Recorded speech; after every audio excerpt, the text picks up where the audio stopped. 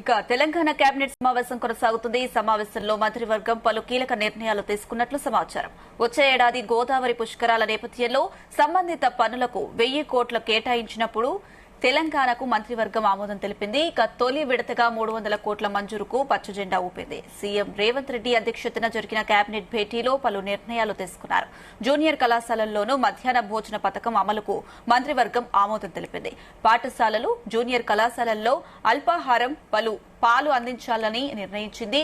Assam rifles, BSF, సిఐఎస్ఎస్ సెంటర్లు ఏర్పాటుకు కరీంనగర్ జిల్లాను ఎంపిక చేసింది. కేసముద్రం ఫైర్ స్టేషన్ కు 18 పోస్టుల మంజూరుకు అంగీకారం తెలిపింది.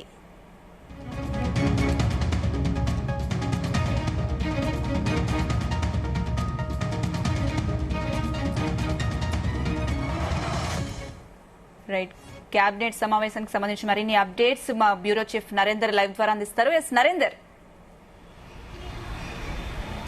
రైట్ అనుష, దాదాపు 2-2.5 గంటల పైబడి కేబినెట్ సమావేశం కొనసాగుతున్నట్టు నేపథ్యం ఉంది.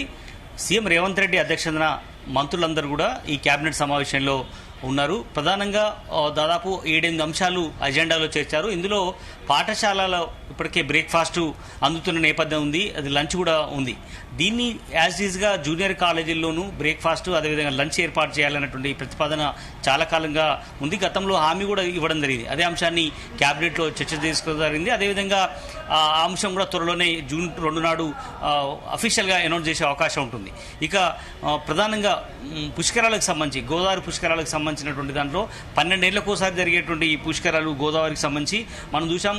బీఆర్ఎస్ అంటే తెలంగాణ వచ్చినటువంటి తొలి నాళ్లలో 2015కు సమయంలో బీఆర్ఎస్ గవర్నమెంట్ దాదాపు 100 కోట్ల రూపాయల దాకా నిధులు కేటాయించింది గోదావరి పుష్కరాలకు సంబంధించి. ఇప్పుడు మళ్ళీ 12 ఏళ్ల తర్వాత అంటే దాదాపు 10 ఇంతలు రేటు, అంటే దాదాపు 1000 కోట్ల రూపాయలు గోదావరి పుష్కరాల కోసం వచ్చే ఏడాది జరిపేటువంటి ఈ కార్యక్రమానికి చాలా అట్టహాసంగా, చాలా ఆర్భాటంగా నిర్వహించాలని కూడా నిర్ణయించింది. ఇందుకు సంబంధించినటువంటి ఏర్పాట్లు చేసుకునేందుకు అన్ని కూడా అక్కడ గోదావరి పుష్కరాలకు సంబంధించినటువంటి కట్టడాలు కానీ, అక్కడ ఏర్పాట్లు కానీ, వసతులు కానీ, బాత్రూమ్స్ ఇట్లన్నీ కూడా మౌలిక సదుపాయాల ఏర్పాటు కోసం రాష్ట్ర ప్రభుత్వం 1000 కోట్లు కేటాయిస్తే తక్షణంగా 300 కోట్లు రిలీజ్ చేయాలని కూడా భావిస్తోంది. 300 కోట్లతో మొత్తం కూడా పనులు ప్రారంభించాలనేటువంటి ఆలోచన చేస్తున్నటువంటి నేపథ్యం కూడా ఉంది. కనుక వీటికి సంబంధించి ఈ 300 కోట్లు రాష్ట్ర ప్రభుత్వం మంజూరుకు గ్రీన్ సిగ్నల్ కేబినెట్ ఆమోదించింది. ఇక హ్యామ్ రోడ్స్ కు సంబంధించినటువంటి దాంట్లో కూడా టెండర్లకు కీలక పరిణామం తీసుకున్నటువంటి నేపథ్యం ఉంది. ఇది కూడా కేబినెట్ లో ఆమోదం ఉంది. కరీంనగర్ జిల్లా గంగాధర్ డిగ్రీ కాలేజీలకు సంబంధించినటువంటి దాంట్లో కూడా 20 రెగ్యులర్, నాన్ టీచింగ్ 3 అవుట్సోర్సింగ్ పోస్టులకు కూడా మంజూరు చేసినటువంటి పరిస్థితి కూడా ఉంది. మహబూబాద్ జిల్లా కేసముద్రం ఫైర్ స్టేషన్ కూడా 18 పోస్టులను మంజూరు చేసినటువంటి పరిస్థితి మనకు కనిపిస్తుంది. అస్సాం రైఫిల్స్, బీఎస్ఎఫ్, సిఎస్ఎఫ్ సంబంధించినటువంటి గ్రూప్ సెంటర్ల సంబంధించినటువంటి దానికి సంబంధించి మానకొండూరు మండలం వెలిది గ్రామంలో 4 ఎకరాలు, చొప్పదండి మండలం రుక్మాపూర్లో 5 ఎకరాలు, గున్నేరుగూర మండలంలో 5 ఎకరాలు కేటాయిస్తూ కేబినెట్ ఆమోదం పొందినటువంటి పరిస్థితి మనం చూస్తున్నాం. అదేవిధంగా రంగారెడ్డి జిల్లా కొండాపూర్లోని ఫ్రీ ప్రైమరీ సంబంధించి ఇంటర్ వరకు తరగతుల కోసం అవసరమైనటువంటి 50.50 కోట్లకు సంబంధించినటువంటి రహేజా గ్రూపు సంబంధించినట్టుగా ఏర్పాటు చేస్తోంది. అదేవిధంగా రంగారెడ్డి జిల్లా మహేశ్వరంకి సంబంధించినటువంటి దాంట్లో తుక్కుగూడ జెడ్పీటీసీ ఉన్నతీకరణ కోసం కూడా 5వ తరగతి సంబంధించిన 40% అంటే దాదాపు రామ్కీ సంస్థ భరించడానికి ముందుకొచ్చినటువంటి నేపథ్యం కూడా ఉంది.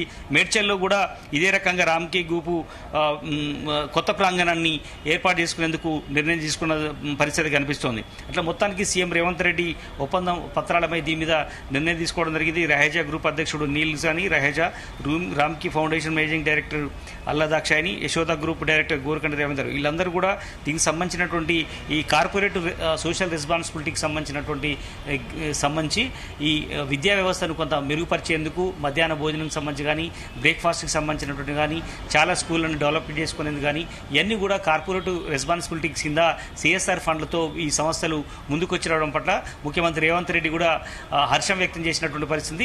ఈ అంశాన్ని కూడా కేబినెట్లో చర్చించినటువంటి పరిస్థితి ఉంది. కనుక ఇట్లా పాఠశాల సంబంధించినటువంటి విద్యాభివృద్ధి కోసం ఇట్లాంటి కంపెనీలు మరింతగా ముందుకు రావాల్సిన అవసరం ఉంది. పాఠశాల విద్యను కానీ ఉన్నత విద్యను కానీ వీటన్ని డెవలప్ చేసుకోవాలంటే ఖచ్చితంగా కూడా కేవలం ప్రభుత్వాలు ఒక్కటే చేస్తే సరిపోదు. ఖచ్చితంగా కూడా కార్పొరేట్ రెస్పాన్సిబిలిటీ కింద చాలా కంపెనీలు ముందుకు రావాల్సిన అవసరం ఉందని కూడా చెప్పినటువంటి నేపథ్యం కూడా ఉంది.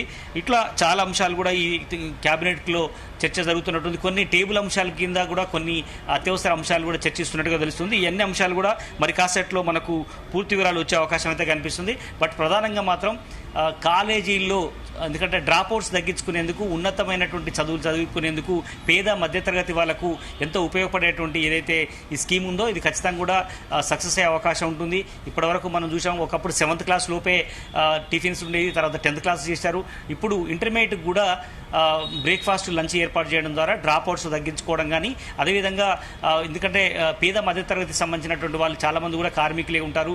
వాళ్ళందరూ కూడా పనులకు పోయే ముందు వీళ్ళకు టిఫిన్స్ చేసి పెట్టే అవకాశం ఉండదు, విద్యార్థులకు లంచ్ బాక్స్ ఇచ్చే అవకాశం ఉండదు. కనుక ఈ స్కీమ్ కనుక రాష్ట్ర ప్రభుత్వం తీసుకొస్తే ఖచ్చితంగా కూడా వేలాది మంది కుటుంబాల్లో ఇది ఎంతో ఉపయోగపడే అవకాశం ఉంది. లక్షలాది మంది విద్యార్థులు దీని మీద డిపెండ్ అయ్యే అవకాశం ఉంటుంది, ఉన్నత చదువులకు వెళ్లేందుకు అవకాశం ఉంటుంది అన్నటువంటి భావంతో రేవంత్ రెడ్డి సర్కారు ఈ నిర్ణయం తీసుకున్నట్టుగా తెలుస్తుంది. బట్ అంతిమంగా మాత్రం ఇప్పుడు ఈ కీలక నిర్ణయం ఏదైతే ఇంతకుముందు మనం అనుకున్నట్టుగా గోదావరి పుష్కరాలకు సంబంధించినటువంటి ఇష్యూ ఇది హాట్ టాపిక్. ఎందుకంటే 1000 కోట్ల రూపాయలు, ఎందుకంటే గతంలో బీఆర్ఎస్ గవర్నమెంట్ కేవలం 100 కోట్లు మాత్రమే కేటాయించింది. ఇప్పుడు అంటే కొన్ని ఖర్చులు కూడా పెరిగి ఉంటాయి కాబట్టి ఖచ్చితంగా ఇప్పుడు 1000 కోట్లు పెంచి దీనికి సంబంధించినటువంటి గోదావరి పుష్కరాలకు సంబంధించి ఏర్పాటు చేయాలని కూడా రాష్ట్ర ప్రభుత్వం నిర్ణయం తీసుకున్నట్టుంది. ఇది క్యాబినెట్లో ఇది అఫీషియల్గా మరో 1-2 గంటల్లో బయటకు వచ్చి బ్రీఫ్ చేసే అవకాశం ఉంటుంది. Right Narender, thank you.